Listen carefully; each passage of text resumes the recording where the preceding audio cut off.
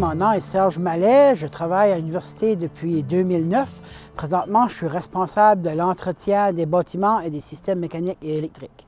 Oui, on a une chaudière à biomasse ici, que nous autres, on utilise de la granule au lieu des copeaux de bois, parce que nous autres, on avait un problème de stockage. On n'avait pas un grand espace de stockage pour stocker des copeaux de bois. Fait de la granule avec un silo agricole prend beaucoup moins de place. Ça incorporait mieux au design du bâtiment. On a opté pour la granule. Puis la granule est un produit qui est fait à partir de matières recyclées. Pas recyclées, je dirais, mais de deuxième transformation. Ça fait que ces émissions à gaz à effet de serre sont neutres, sont neutralisées. On a mis le système en marche en 2018. On a fait l'hiver 2018-2019 et là, on est l'hiver 2020-2021. C'était dans nos objectifs de l'université de réduire nos émissions de gaz à effet de serre. Tout ça a commencé à partir de 2011 avec l'accord de Paris. Même avant l'accord de Paris, c'était l'accord de Kyoto qui n'avait pas fonctionné, ça a changé en accord de Paris. Puis, dans le temps, ça parlait que le carbone allait être taxé. Mais on ne savait pas, il n'y avait personne qui savait, tout le monde était dans le néant. On ne savait pas comment que le carbone allait être taxé, si ça allait être consommateur-payeur ou la taxe directement sur les produits pétroliers. Nous autres, on s'est dit, on fonctionne avec du budget, puis on ne peut pas s'arriver avec une facture à un moment donné, de jour au lendemain, qui nous arriver de 25, 30 000. On ne savait pas, tu sais, qui va nous arriver qu'on va être obligé d'ajouter à notre budget pour de l'huile qu'on consomme.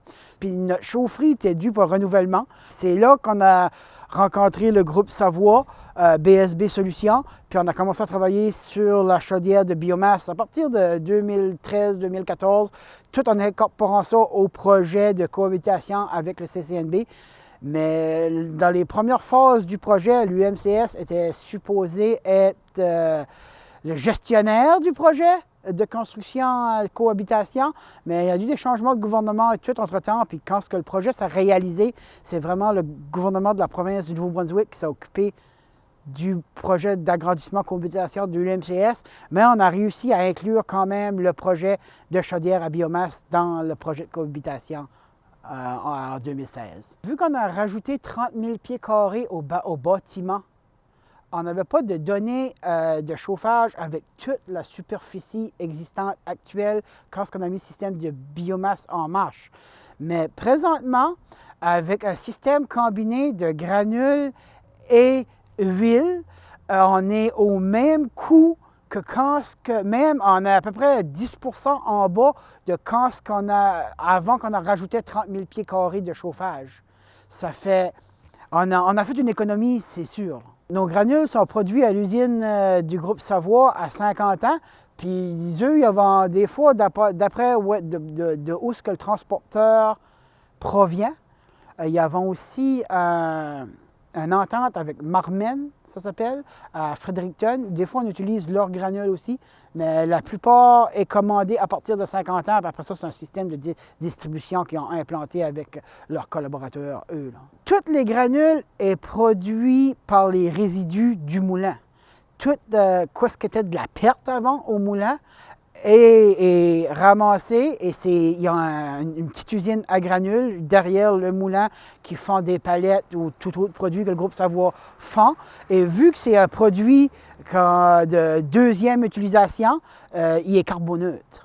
Bien, c'est une idée qui est partie de l'université, mais entre-temps, comme je vous dis, on a eu un projet site provincial fédéral pour le projet de cohabitation avec le CCNB, la construction du 30 000 pieds carrés qui est juste ici.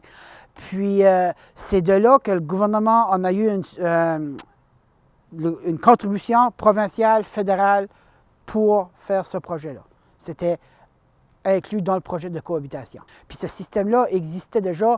Le gouvernement avait signé une entente avec le groupe Savoie à l'hôpital de Grand-Sault, qui avait une entente qui achetait l'énergie du groupe Savoie, puis ils voulaient voir si c'était viable à long terme. C'est de là, nous autres, qu'on a commencé à prendre nos données pour implanter ça ici. Puis le transport nous emporte à peu près 34 tonnes par livraison de granules. Ça fait, avec ce 34 tonnes-là, nous autres, habituellement, dépendamment de la température extérieure, on peut aller de 15 à 20 jours. J'ai vu des 20 jours, mais habituellement, ça joue la plupart du temps entre 15 à 17. Une chaudière de 90 horsepower, puis cette chaudière-là émet de la vapeur, puis cette vapeur-là est redistribuée dans toutes les salles mécaniques de l'université et une salle mécanique du CCNB pour chauffer des échangeurs à chaleur. On chauffe de l'eau chaude avec ça. Après ça, l'eau chaude recircule dans tous les bâtiments.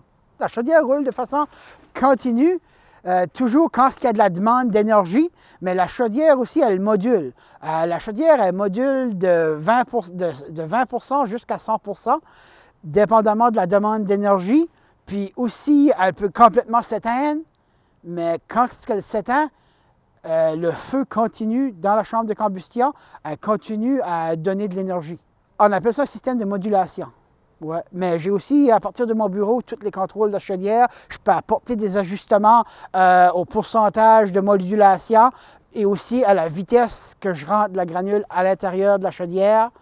Aussi avec la ventilation quand on rentre dans la chaudière pour alimenter le feu. On peut apporter des ajustements à ça pour diminuer la capacité de la chaudière quand on a des journées plus chaudes. C'est un système coûteux, mais les calculs ont été faits que ton retour en investissement se fait entre 7 à 10 ans. La durée de vie de la chaudière est à peu près entre 30 à 40 ans. Moi, j'ai juste du positif à dire pour ça.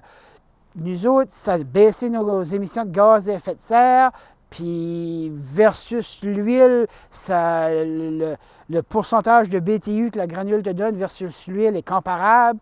J'ai juste du positif. Moi, je ne vois pas pourquoi que dans toutes les écoles de la province et dans toutes les bâtisses provinciales, on n'est pas à la granule. Qu'on utilise encore de l'huile qu'on importe de l'Arabie Saoudite ou de l'Iran, puis qu'on traverse l'océan Atlantique pour emmener ça ici, tandis qu'on a de la matière première ici qui créerait de l'emploi au Nouveau-Brunswick.